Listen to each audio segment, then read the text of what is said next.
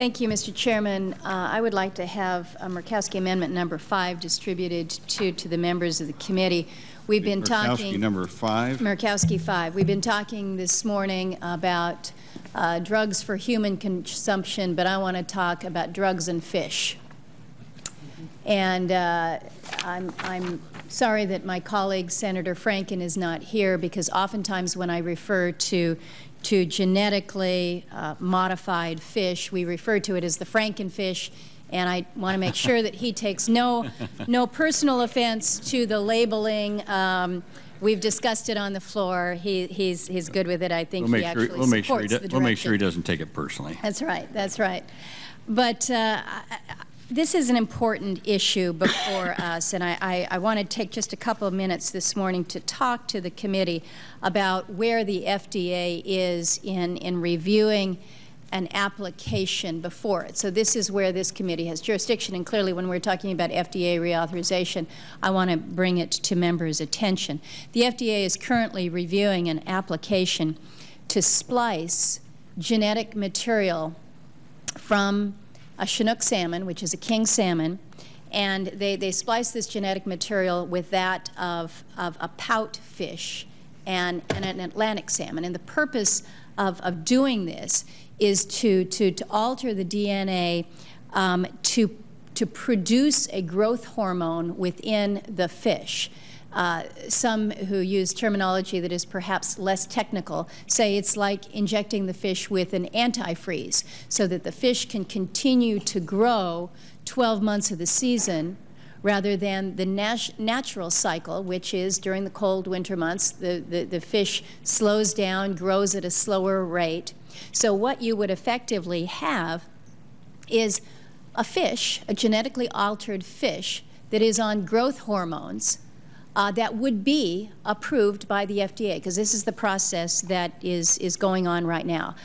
Coming from a state where we are darn proud of our wild stocks and the very, very healthy fish that come through our northern waters, we're concerned that we would allow a process to move forward that not only genetically modifies fish that could be allowed to get into interbreed with the natural stocks, but a situation where you put these genetically modified fish, these Frankenfish, into a system where it will cause an out competition. If you're a fish that is growing 12 months out of the year, you're consuming food within the food chain 12 months out of the year.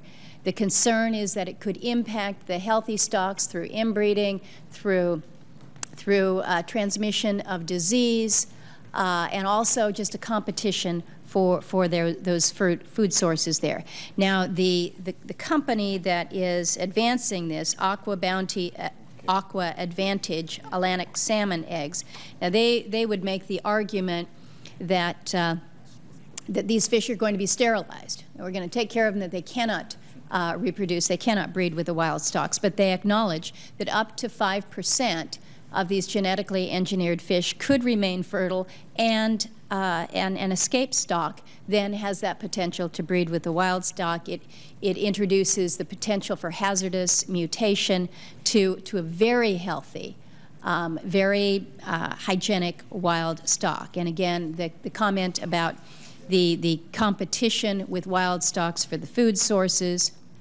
The real concern is that we're messing with what Mother Nature has done. We're messing with that food chain in a way that I don't think is either good for us from a human consumption perspective, or for what we're allowing into the waters. I've got some real issues with whether or not the FDA is really focused on how this genetically engineered animal product intended for human consumption. This is what we're talking about here, including our marine resources, and right now the FDA's reluctance to even allow for such labeling. It would be one thing if you knew that that fish that you were consuming was genetically engineered, but we don't have the support of the FDA for even that. So You've got issues with escapement. You've got issues with havoc on the ecosystem. You've got issues with a supposedly sterilized fish that have their hormones altered.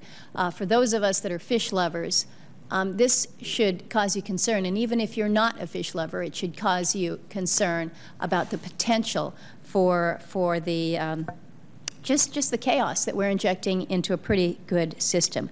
I'm concerned that the FDA process for approving an animal product that's intended for human consumption the process is insufficient at this point in time. And then last point is just the simple economic impact that it could have on our fishing industry.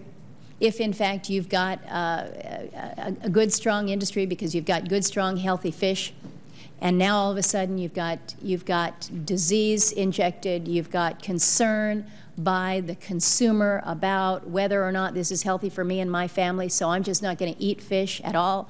What happens to those of us from coastal states who rely on our seafood industry and the jobs that they present? So I have brought this to the attention of the committee. I've actually introduced actually 6 different amendments. The one that you have before you, I think, is pretty simple. Essentially, what we're asking for in this amendment is a review. Let us know whether or not this is safe. This amendment prevents a final determination from the FDA on approval of a GE fish unless the National Research Council reviews and reports on the thoroughness of the FDA's environmental assessment with regards to economic, environmental, and human health risks. I think it's very reasonable. Now, I have received incredible pushback on this, incredible pushback, saying you can't possibly do this, that this upsets those within the ag industry, that this is something that we just simply can't move forward. Senator Enzi and his staff have been very, very helpful with us on this committee to see if we can't find a path forward. Senator Roberts on the Ag Committee has also been helpful in working with us. I'm told that if I bring this to a vote before this committee today, it's going to fail. I don't want us to fail on this amendment. I want to figure out how we ensure that whatever we're putting into that market out there for human consumption is good and safe. And I think the FDA has taken the wrong approach on this, and I'm trying to find out a path forward. I know that Senator Murkowski has been very helpful in this. Senator Franken, as I've discussed with him, Senator Whitehouse as the co-chair, or the chairman of the Oceans Caucus. Many of us are concerned about it. Senator Murkowski as well. So I would like to try to find a path forward. I'd like to get my amendment accepted, as weak as it is, requiring nothing more than a study on this. But if I can't have this advance from this committee, I'm going to find another way to make sure that we are not only protecting the health of the consuming public when it comes to our fish, but making sure that we don't do damage to our wild fish stocks.